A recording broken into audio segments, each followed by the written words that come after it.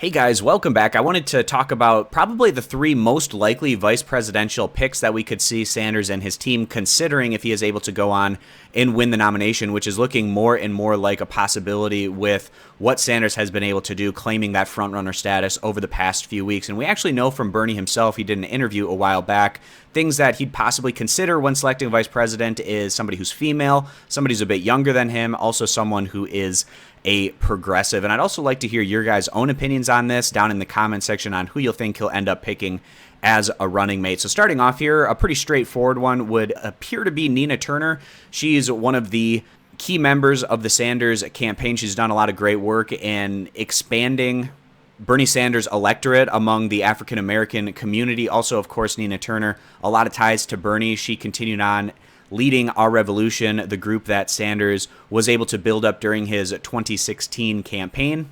And it could be a smart strategic idea for the Democratic ticket to have an African-American running as VP because you want to get enthusiasm from the African-American community, which is a key constituency to turn out if the Democrats are going to have success. We saw this in 2008 and 2012 with Barack Obama at the head of the ticket, where the Democrats had a ton of electoral success, winning by rather significant margins in the Electoral College. So the Democratic Party, they want to try to increase the enthusiasm among African-American voters. Perhaps having Nina Turner as the vice presidential pick for Bernie Sanders would be able to do that. And of course, she checks off all the boxes of being younger, female, as well as being very progressive. And she's the only option on this list that I have here that diversifies the ticket, representing a key voting minority bloc of the Democratic Party. The next individual here is Elizabeth Warren. Now, there's a lot of progressives and Bernie Sanders supporters who don't like some of the things she said throughout this process or how she's been running her campaign over the past handful of months, and probably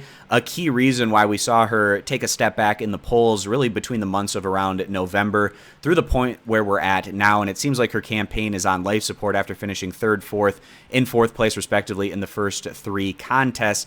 But we did appear to see a bit of a shift for Warren in this past debate where she went back more so in the progressive direction, saying that her and Bernie have a lot of agreement on policy. It almost felt like she might be positioning herself to kind of get back in the good graces of the progressive movement. And you understand why she would consider doing that, because the person who's the front runner and has been winning this contest is the one who has been unapologetically progressive throughout this entire process, that of course being Bernie Sanders. So the political calculation that Warren and her team made over the past handful of months just has not worked out, as she moderated a bit on some issues, wasn't quite as fiery in her commitment to progressive policy initiatives, and she leaned a bit more into identity politics, which didn't pan out for her. But she brings a lot of potential positives to a Sanders ticket. She has extremely strong name recognition. She is viewed very favorably among certain parts of the Democratic voter electorate that aren't necessarily super enthusiastic about Bernie Sanders. Your more affluent, college-educated, suburban white women type voters who could be more enthusiastic about going out and voting for Sanders at the top of the ticket if he does pick somebody like a Warren as his running mate. And Warren's also done a phenomenal job of fundraising through grassroots donations. Really, if it wasn't for Sanders being so historically strong in the instance of those small dollar donations, Elizabeth Warren's done pretty well herself in that category. And if you could push together the strength that we've seen from those types of fundraising efforts from both of these campaigns together, I think it would be a formidable ticket in terms of getting that grassroots donations and enthusiasm behind a very progressive ticket.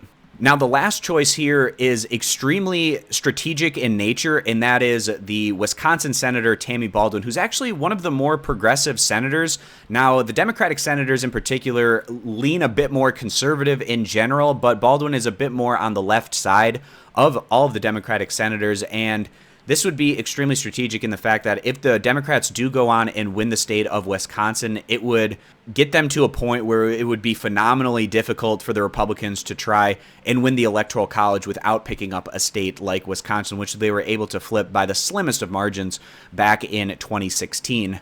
And we saw Tammy Baldwin have an extremely strong re-election bid in 2018. She had the incumbency advantage, but vastly outperforming, for instance, the governor's race where the Democrat had to go against an incumbent Republican, so that was a bit more of a difficult race, but that was pretty much an even 50-50 split, whereas Baldwin was able to go on and win comfortably by double digits. And Wisconsin is a state that's been trending more towards the Republican Party, but I think it's because the Democrats don't necessarily pick the strongest candidates to run statewide.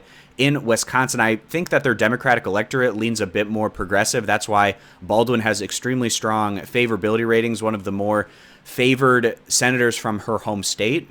And then also, I think just Bernie Sanders in general can have a lot of success in Wisconsin because we saw him do it back in 2016 in his primary against Hillary Clinton, where he won 71 out of the 72 counties across the state. And if you have an individual like Sanders who has proven that he can have electoral success, at least in that 2016 primary, added on to the fact that you have a Wisconsin senator who's a bit more on the left side, and you pair that as a ticket, it would seem like the Republicans would have a phenomenally difficult time potentially going on and winning what is one of their key states to go on and pick up the presidency. So again, a very strategic pick, but also somebody who's a bit younger than Sanders, a female, as well as a bit more progressive than what you generally see from Democrats in the United States Senate. So I think those are probably the three odds-on favorite vice presidential picks that we could see from Bernie Sanders and his team, probably some of the names that they'll consider when making that decision. And it'll be very interesting to see what decision they actually end up making in this instance. And again, I'd love to hear you guys' own opinions on this down in the comment section on who you think that Sanders would end up selecting as that running mate. So I appreciate you guys stopping by. Consider subscribing for more, and I hope to see you back here for future videos.